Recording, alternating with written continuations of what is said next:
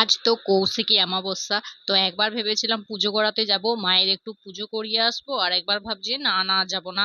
এই গুনুমুনু গুনুমুনু করলে না কোনো কাজই সফল হয় না দেখবে। তোমরা নিজেরাও দেখবে কথাটা মিলিয়ে, কোনো কাজে তোমরা যাবো না যাবো না যাবো না যাবো না করলে না এই কাজগুলো কখনোই সফল হতে পারবে না। তো সেই কারণে আমারও হয়নি, কিন্তু আমার মনটা একবার চাইছিল যে হ্যাঁ একবার একটু পুজো দিয়ে আসি, আর একবার চাইছিল যে না থাক এবারে যাবো না, পরের বার যাবো। কিন্তু কয়েকটা অমাবস্যার পরই কিন্তু কৌশিকী অমাবস্যা আসে, মানে 16টা না কটা ঠিক আমি জানি না। তো অনেকগুলো অমাবস্যার পরই কিন্তু এই অমাবস্যাটা আসে, কিন্তু এই অমাবস্যাটা বলে খুবই ভালো, অনেকে অনেক রকম টোটকা করে। তো আমি এসব জানি না ভাই। শুনলাম ভিডিওতে দেখলাম, যেটাই বলছি সেটাই। তো ঋষিকে দেখো, আজকে যেহেতু প্রাইভেট নেই, এখন প্রাইভেট ছুটি থাকবে, সে কারণে স্কুল যাবার জন্য রেডি করিয়ে দিয়েছি, স্কুল পাঠাবো। Hello everyone, welcome back to my channel Sunita Chandra. তো বন্ধুরা, এই যে দেখো ভাত নিয়ে বসে পড়েছি, ভাতের থালা। তোমার দাদা ভাইয়ের সঙ্গে তো এখন অনেক দিন হলো খাওয়াই হয়নি, খেতে বসা একসাথে। তো আমি একা একা আগে খেয়ে নিই, তারপর তোমার দাদা ভাই পরে আবার খায়। দেখো আজকে অনেক রকমই মেনু হয়েছিল, কালকের কিন্তু কুমড়ো তরকারিটা একটু ছিল, আজকে কি করেছিলাম সজনে শাক ভাজা, ডিম সেদ্ধ, আর পনির দিয়া ঘুগনি, ডাল, আর দই তো আছেই প্রত্যেকদিন। এই দেখো বন্ধুরা, জল নিয়ে বসে গেছি, ঘরটা মুছে নেব। অন্যদিন হচ্ছে যে সকালবেলায় কি দুপুরবেলা এখন আর টাইমই পাচ্ছি না, সে কারণে আর ঘরগুলো মোছাও হচ্ছে না। আর অনেকে সে ডান্ডি পাড়াগুলো দিয়ে মুছে আর কি, যেগুলো কিনতে পাওয়া যায়। তো ওটা তো হলে তাড়াতাড়ি মোছা যাবে, কিন্তু ভালো মোছা হয় না দেখবে। আর এইটা বেশ হাতে বেশ ক্ষমতা দিয়ে ভালো করে লগাড়ে লগাড়ে মুছলে পরিষ্কার হয় সানগুলো। তো সান বলতে মানে আমি মেঝেটার কথা বলছি, আমাদের এখানে সানই বলে। তো বাঁকুড়ার ভাষা বুঝতেই পারছো। তো আমাদের বাড়িটা যাই হোক আর কি, আমাদের বাড়িটা না মেঝেটা খুব আবজা খবজা, ভালো করে মোছা যায় না। তবুও কি করব, বসে বসে মুছি।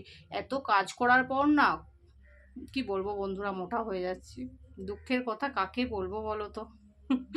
তো কিছু করার নেই, চলো ঘরটা মুছে নিই, এখনই সন্ধে হয়ে যাবে, 6:30 বাজতে যাচ্ছে। তো ঋষি গেল একটু বাইরের দিকে। বাইরের দিকে বলতে মানে এমনি কোথাও খেলতে নয়, ওর ঠাম্মির সাথে বাইরে জেঠুদের বাড়ি গেল। তো সেই ফাঁকে আমি সব কাজগুলো সেরে নিই, রুটিটাও হয়তো করে রাখতে হবে আমাকে। তো ঘর টর মুছে সন্ধে হয়েই গেছিল একটু, তার মাঝেই ফোন ঘাটা হয়ে গেছে। ফোন ঘাটা কিন্তু বন্ধ করা চলবে না। তো যাই হোক, যত কাজই থাকুক, যত ব্যস্ততায় থাকুক, ফোন ঠিক ঘাঁটবই আমি। তো যাই হোক, এসবের পরে দেখলাম সন্ধে হয়ে গেল, ঋষি তখনও আসেনি।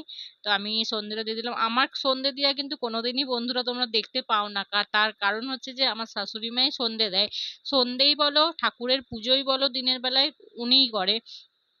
তো উনি যেহেতু নেই, সে কারণে করলাম, আমি সন্ধেটা দিয়ে দিলাম। তো আমাদের কিন্তু সন্ধে দেওয়াতে অনেকের জামা কাপড় ছেড়ে চেঞ্জ করে আর কি করে, কিন্তু আমাদের সেটা করার কোনো নিয়ম নেই। আমার শাশুড়ি মাও দেখলাম এমনি ভাত খাওয়া কাপড়ে সন্ধে দেয়, আমিও সেটাই দিলাম, সেজন্য সেটা নিয়ে আবার কেউ কিছু বলো না।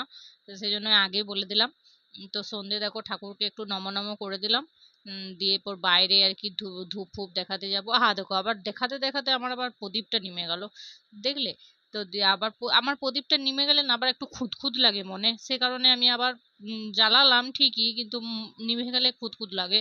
তো আবার দেখলাম রুটি ফুটি করে রাখি। তখন সেইটা তারপরে কিন্তু ঋষিরা চলে এসেছিল, ঋষিরা টোটোয় গিয়েছিল, টোটোয় চলে এসেছিল। তো তার মধ্যেও একটু শাশুড়ি মা হায়রান হয়ে গেছিল, সে কারণে আমি এমন রুটিগুলো করে নিলাম। তো রুটি করতে রুটিও কিন্তু অনেকদিনই করিনি, রুটি করার দায়িত্বটা কিন্তু আমার শাশুড়ি মারই থাকে রাত্রে। বাকি সব রান্নার ফান্নার দায়িত্ব সারাদিনের সব আমার, কিন্তু রুটিটা মোটামুটি উনিই করেন রাত্রেবেলা। আমি ঋষিকে পড়তে টড়তে বসাই, খেতে দিতে, ওরকম করতে করতে দেরি হয়ে যায়। তো সে কারণে আমার আর রুটি ফুটি করি না। আর রুটি আমাদের বেশি খুব একটা লাগেও না, খুব জোর 7-8টার মতো রুটি লাগে। তো আজকের ভ্লগটা এইটুকুই, কেমন লাগলো জানিও, ভালো থেকো, সুস্থ থেকো।